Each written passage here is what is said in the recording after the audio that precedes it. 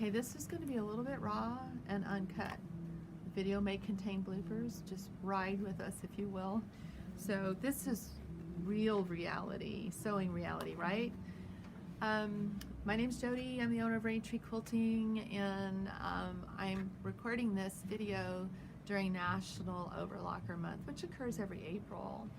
So, and people have a lot of questions about overlockers, so I'm hoping to provide some answers through this instructional video regarding how to attach binding to your quilt. And yes, I attach binding to my quilts on my overlocker because it's just amazing. So first of all, I want to explain what I'm doing. This particular machine is BERNINA's Quilter's Edition overlocker. It's a Quilter's Edition because it has kind of quilting designs on the top and it comes with special feet, but any overlocker can accomplish what I'm going to do today. So what I want you to understand is I'm using 4-thread overlock stitch. So I have my my favorite threads, which happen to be Serger polyester threads in my left needle, my right needle, and in my upper and lower looper. But in my lower looper, I also have a fusible thread. So yes, you can put 2 threads through your loopers. It's fine to do that. I am going to go through the process of attaching a binding to this particular table runner. I'm going to use a folded binding that I purchased from Moda. I love Moda's binding on a roll. I highly recommend it. We carry it in a lot of colors. It's just a real time saver and great for projects that you don't have a whole lot of time to work with. So I do not hand sew my bindings at all, and the reason I don't is because I have issues with my neck, so why put myself through that strain? So I always attach my bindings to the back of a quilt, and then I fold them forward and I top stitch them. And so that's the method I'm going to be showing you. But I want you to know that you can use the same principle for the hand sewn method, where you attach to the front and you fold to the back. So I'm going to now turn to my machine, and I'm going to ask Becky, who is working with me here, to kind of zoom in and get closer to what I'm doing right here. I put a flannel backing on this, and I am so fine with nothing matching right now because I think you're going to be able to see what I'm doing a lot better. So I'm going to lay my binding right at the edge. I'm using a clear foot that allows me to make sure that my stitches are a 1/4 inch. I lower my presser foot. I'm leaving a tail, and actually I like to leave about 12 inches, a 12-inch tail. I have my machine set up so that my needle will automatically stop in the down position. You cannot pivot on a serger. You can't pivot with 2 needles. I need you to remember that. And you can't pivot on a serger at all. The needle's in the down position so that my quilt is stable. If I need to stop and realign things, I want my seam to stay really straight. Okay, so here we go.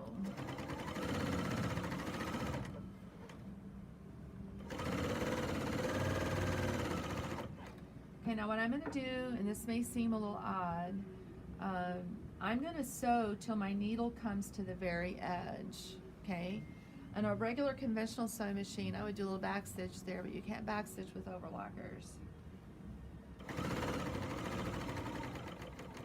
And as my needle comes to that edge, I'm going to raise my needle, and on the Bernina you just tap your foot pedal and you can raise it. On other machines, you might have to mess with your hand wheel. This is an air threader, and on air threaders you don't have to chain stitch off, you just get to pull your threads. So I'm going to pull my thread, and I'm going to use the cutter that's conveniently located on the side of my machine. So this is my first set of stitches right here. So the next thing I'm going to do is I'm going to bring my binding up so that I'm bisecting this angle exactly in half, and then I'm going to bring this down. here, and what I want you to understand, and this is very important, this fold needs to be lined up with this edge. Do not let your fold go too far. If you do, you're going to have a horrible miter, and it's going to look really tacky. And for some reason, we as humans tend to think more is better, and that's just not the case. You want to line that up exact. And then I'm going to come back to my overlocker. I'm going to lower my presser foot. I am lining the cut edges of my binding even with the actual quilt itself. And this quilt was trimmed really straight. And if it's not real straight, the knife of my cutter is going to trim that extra stuff off. Another thing that's really nice about using an overlocker is you don't have all those little random threads hanging in your way when you go to do the last step of your binding.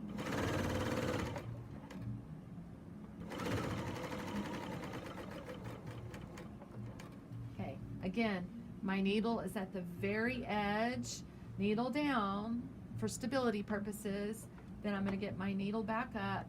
I'm going to raise my presser foot, pull that out. I'm going to cut my thread on the thread cutter, and I like to have about a 1/2 inch left. I'll use scissors. I'll pull my loops there. That 1/2 inch is just going to get buried in the final stage of the binding. So I'm going to pull this up. Again, I want this to fold so that it's cutting this larger angle in half.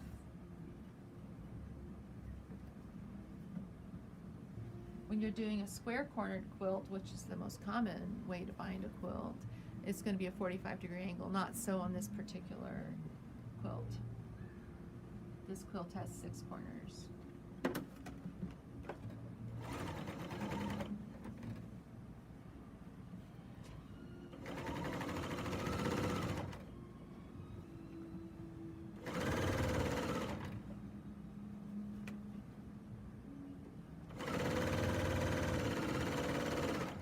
So once again, I'm coming to that 3rd corner, and that needle needs to be down.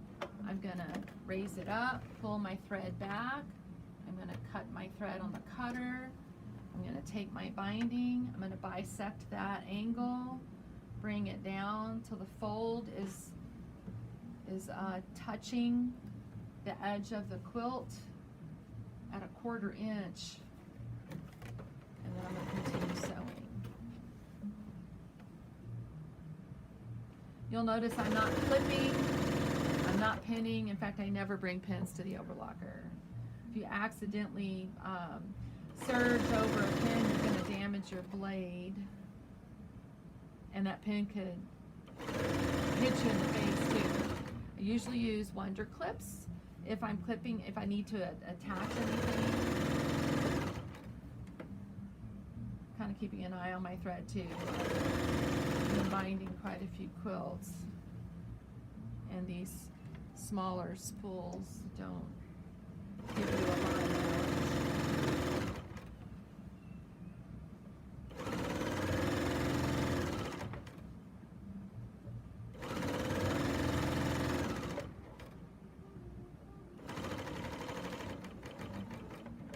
Okay, needle to the edge, raise needle, raise presser foot, pull towards the back. If you don't have an air threading overlocker, you need to serge off the back. You're going to serge a chain.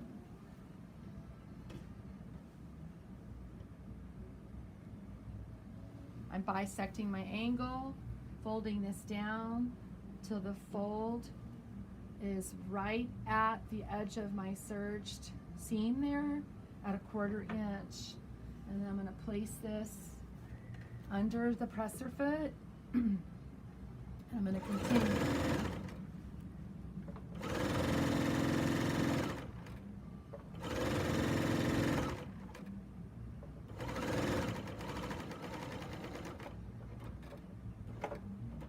Needle down right at the edge. Get my needles back up, raise presser foot, pull the thread towards the back, cut my thread leaving a 1/2 inch to 1 inch hanging off the edge there. Fold this so that it's bisecting, dividing that larger obtuse angle exactly in half. Then I'm going to bring the rest of the binding down. Remember, I want my fold to be even with the edge. I know I'm repeating myself a lot, but when you're learning something new, you kind of need a lot of repetition. That's why I chose this particular quilt to demonstrate this. I actually have a lot of these for demonstration purposes.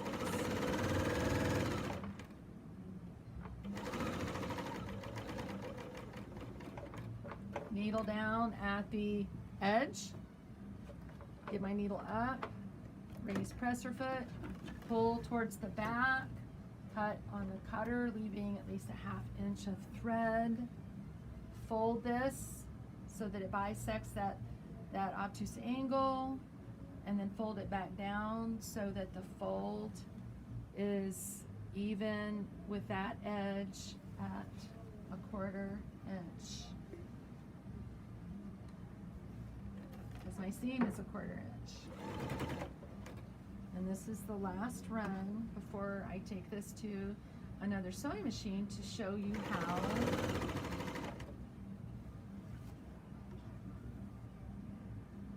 to finish this off.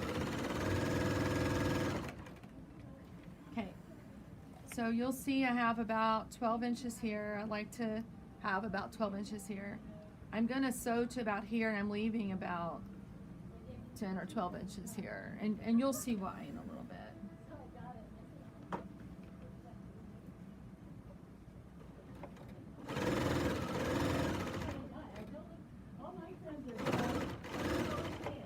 So I'm going to stop there, needle up.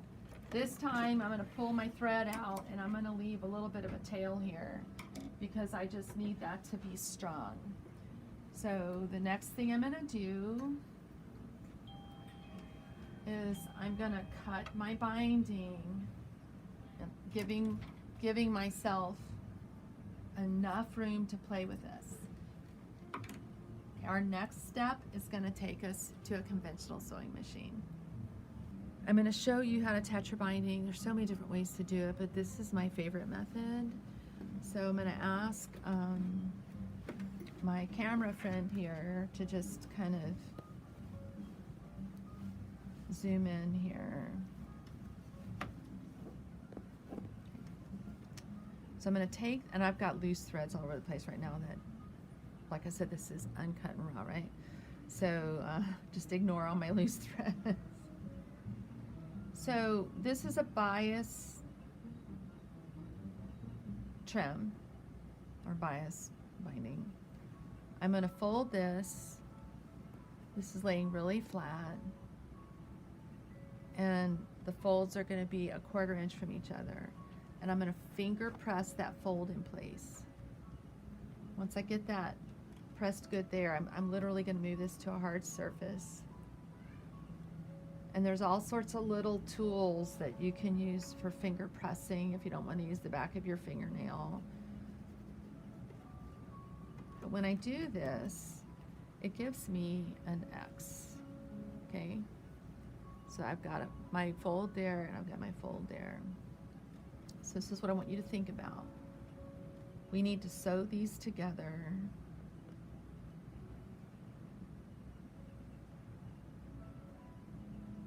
I'm going to show you how I test if I have it right.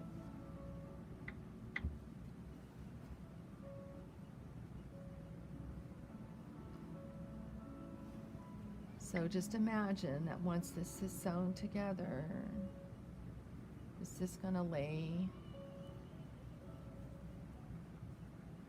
if I sew it from here to here, that's going to lay right. Do you kind of see what I'm looking at there? So that's how I know where I need to sew. I need to sew from here to here. Normally, I would put a pin here and here to stabilize that, but I did not bring pins to my machine.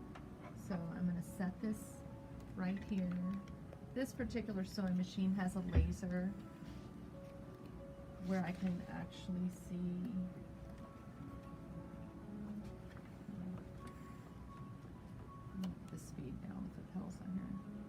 actually see where my needle's gonna go. I'm gonna make sure that my folds are all lined up, right?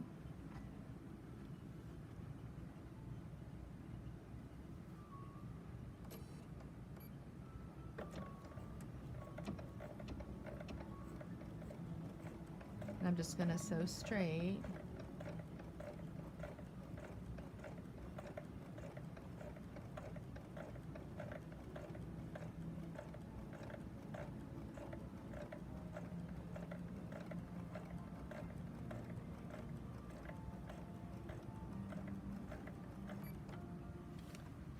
And I'm just gonna use my thread cutter because it's so convenient. Okay, now I want to show you something before I trim my binding. I want to make sure that I did it right. It is actually easy to do that backwards. So this is my test. That's correct. So now I'm just going to fold this over, and with scissors I'm going to cut 1/4 of an inch away. I save these ends of binding to use as leaders and enders when I'm quilting. So I have at home I have just a little fabric container that I made, and it sits behind my machine, and that's what I use. So I'm finger pressing this again, and then I'm folding it like this.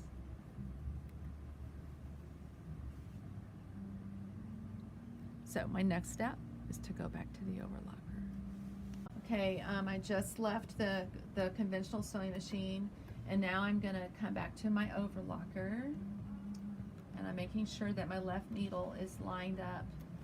I'm going to overstitch about 1/2 inch, and no, it's the biggest myth about using an overlocker with quilting is that it puts too much thread in the seam, and to be honest with you, it just lays beautifully flat.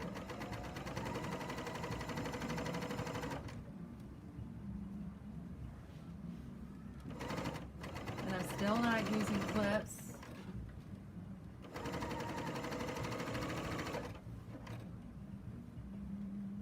And I like to stitch over this a little bit also.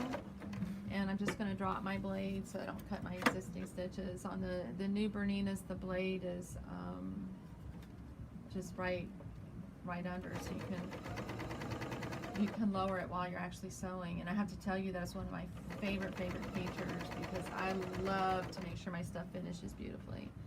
Okay, needle up, raise presser foot, pull it out, and trim. I need to trim some threads now, but our next step is going to be to go to the ironing board. Okay, we're at the ironing board now, and just a quick review. The first thing we did was we attached the binding to the back side of this table runner. And I chose a small project with 6 corners to demonstrate the kind of pivoting that we need to do. So anyway, with that said, I have just regular overlocker thread on the top here. I use metrazine because it does not melt when I iron it. And on the back side, which is difficult to see on film, I have this fusible thread, but in the lower looper, but I also have metrazine, not metrazine, Serger. Metrazine works fine too, but Serger you can get on the cone, and it's just a really fabulous overlocker thread. So the fusible thread is strong enough by itself, but the Serger in both loopers just work better together for tension purposes. So that's why I chose to do that. And I had a thread in each needle, so this is a 4-thread overlock application. So now we're going to turn this right side up. Now remember, this is fusible, so you don't want to iron directly on this. So I'm going to tightly bring my binding around like this. I've got my iron set on steam.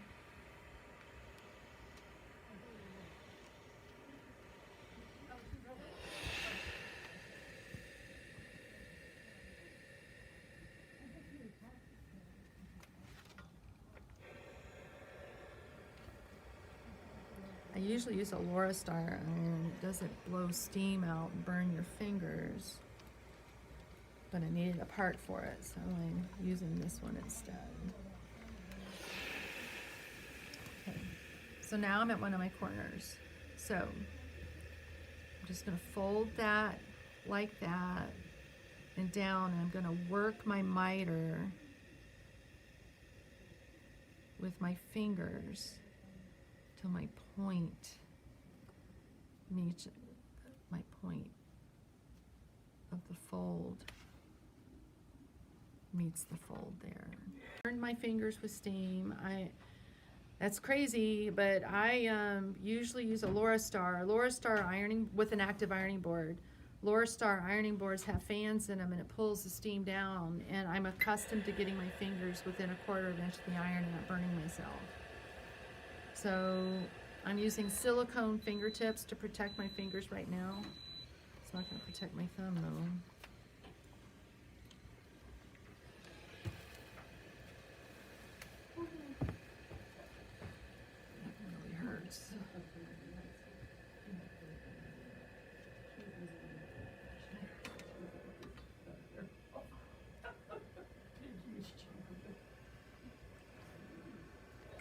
So again, you'll notice I met my corners really good here, so I'm going to do the same thing here. You just keep folding it until your corner is right.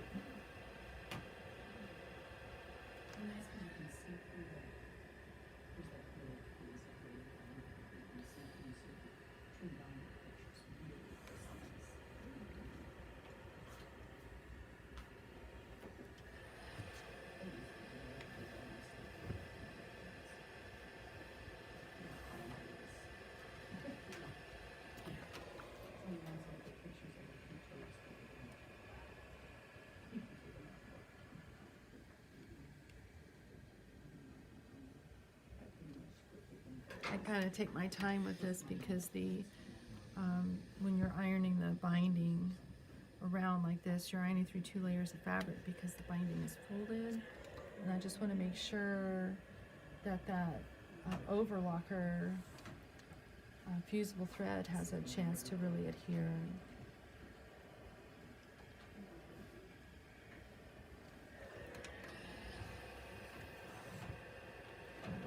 Thread there, I'm just going to tuck it in.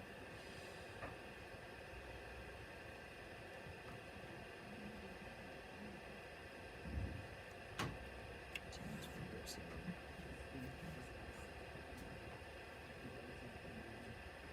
So put that finger as well.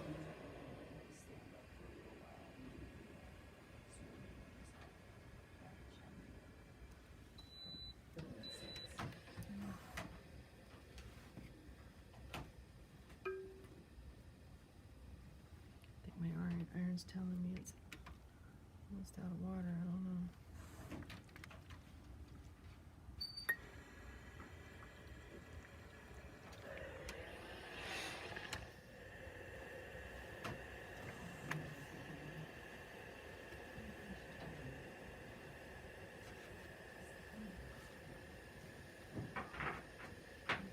Yep, I dropped one of these.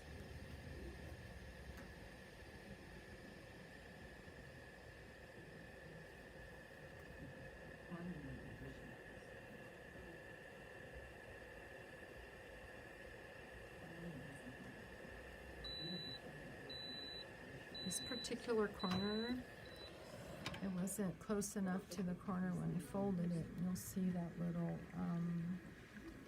bump it makes.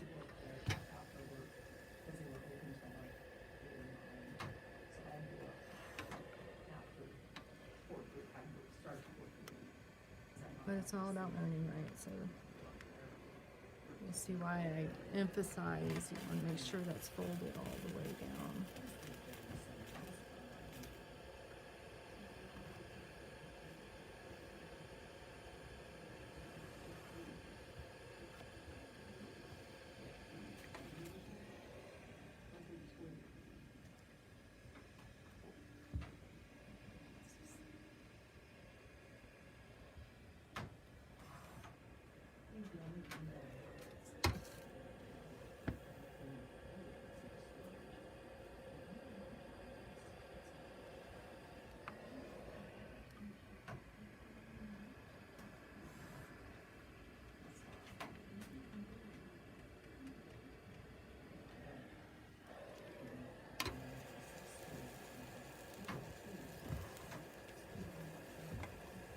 So I'm on the last leg.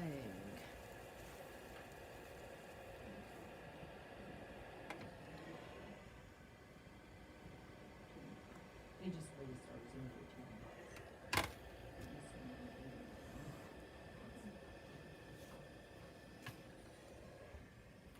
I was paying. I think it was about $290 I was paying for the other storage I had.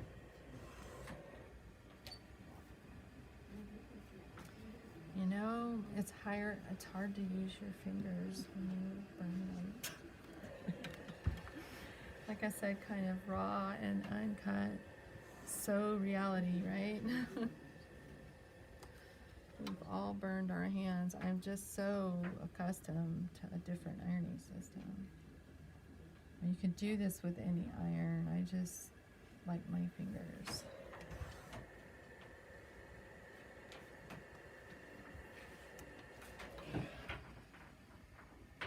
Is he getting any assistance? People can't do their stuff. Is my brother, I thought my brother is impossible. Just getting this nice and hot right at the corner there, and then I just fold into my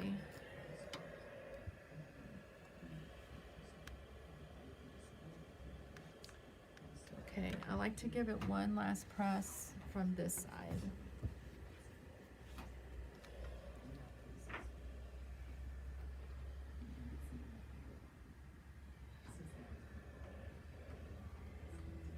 I don't know if you can see how pretty these corners are. I've done quite a few quilts using this technique, but bed-size quilts. No pins, no clips, and no burnt fingers. Okay,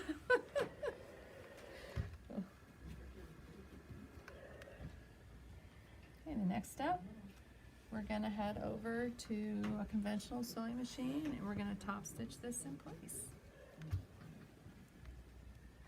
The first thing I want to do is I want to get my bottom thread up. I used the automatic cutting feature last time, so I want to get my bottom thread up because I want to hold both threads, and I'll explain to you why I'm doing that in a few seconds.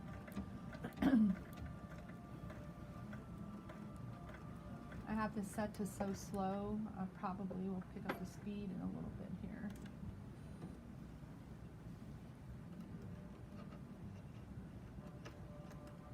Looks like going the right direction, doesn't it? That's what those arrows are for. Okay, if I hold my threads, then I won't have that traditional loop that you find on the bottom of your project, whether you're quilting, garment work, or whatever, because your first stitch has no tension on it, and so I want to be able to hold those. Another thing I want to explain, this particular package of binding was a little bit off to begin with, and so you'll see a little bit of rippling in there, which means when they cut this in the factory, it wasn't perfectly on the bias, and I've run into that with this color for some reason, and I don't know why, but we should still be fine, so I'm not too worried about it.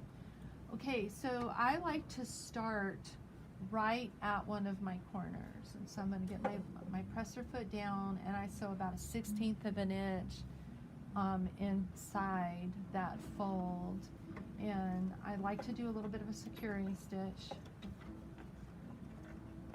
and I'm going to speed her up a little bit. I do not pin, I do not clip.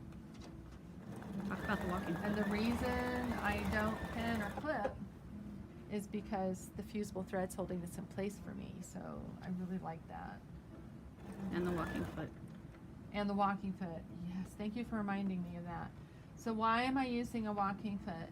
A walking foot has 3 moving parts. It has that engage with your feed dogs. Your feed dogs have 3 sections, a left section, a middle 3 sections, a left section, a middle section, and the far right section. This is a machine that has built-in dual feed.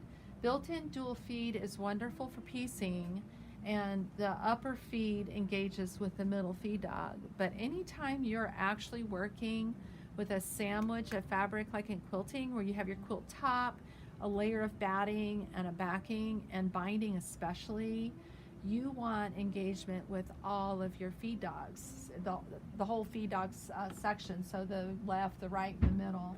So I always use a walking foot when I'm doing binding. If you don't have a walking foot, I recommend finding one. You can even buy them for antique sewing machines.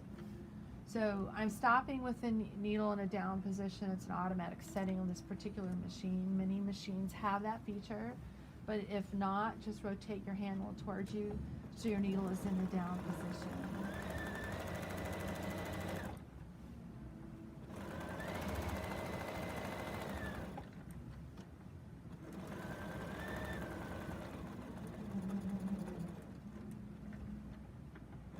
Needle down. Raise presser foot, pivot, lower presser foot. Now Berninas have a freehand system. If I had that in here, I could just use my right knee to gently raise my presser foot for pivoting purposes, but I don't have the machine set up that way today. And you do have to sew with your left foot when you use that.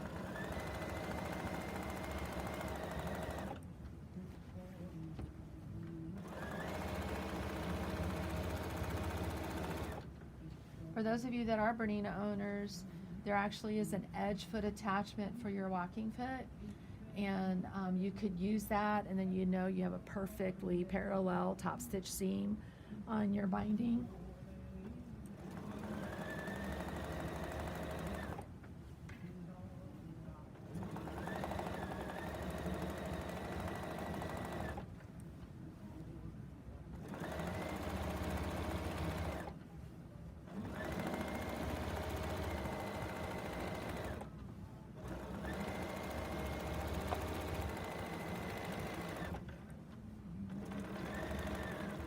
As I approach that inside corner, needle down, and one of the things I'm looking for that you cannot see is I'm making sure I'm going through all layers of my binding before I pivot.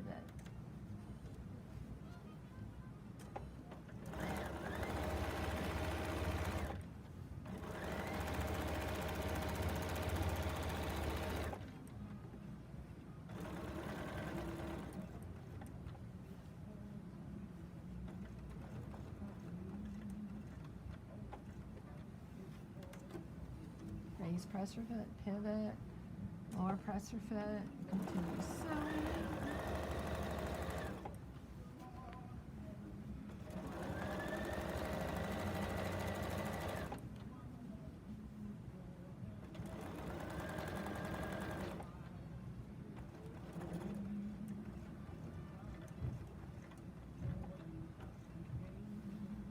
Raise presser foot, pivot, now I'm on my last leg.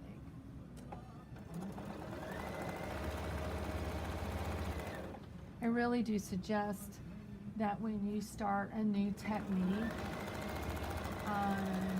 that you start with a small project. You tend to enjoy what you're doing if you're successful in small bites. So start with something small and then move on to bigger projects.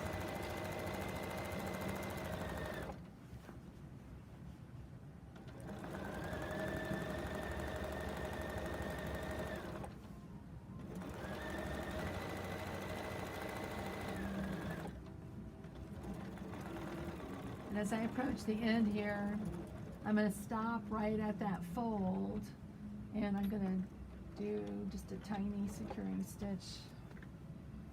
And then I'm going to raise my needle, and I'm going to raise my presser foot, and I'm going to pull my threads out, and I'll either cut them super close or bury them into the quilt. But here's a good close-up for you. You can see the binding in the back. Now, one of the misunderstandings about attaching binding by machine is I've had many students and many customers say, oh, I can't attach my binding by machine, I can never get it right. And what they're trying to do is stitch from the top and stitch in the ditch at the same time. Don't even try that. You'll never, ever have a straight binding. The whole point of this is you're going to be smaller here and you're going to be folding over and have a wider binding here.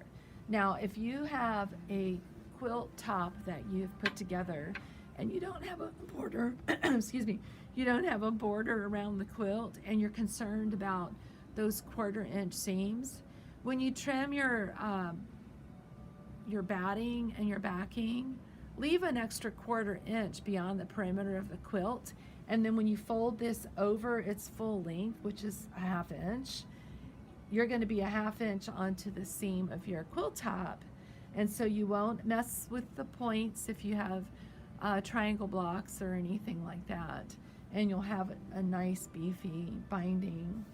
Most people that are really concerned about that sort of precision sewing will actually sew the binding to the front and then they'll hand stitch it to the back. I sew from the back and then I sew onto the front top stitching because handwork is very hard for me to do. So anyhow, I hope that this was enjoyable for you, and I want to conclude by saying absolutely use your overlocker to attach a binding. It's perfect every time.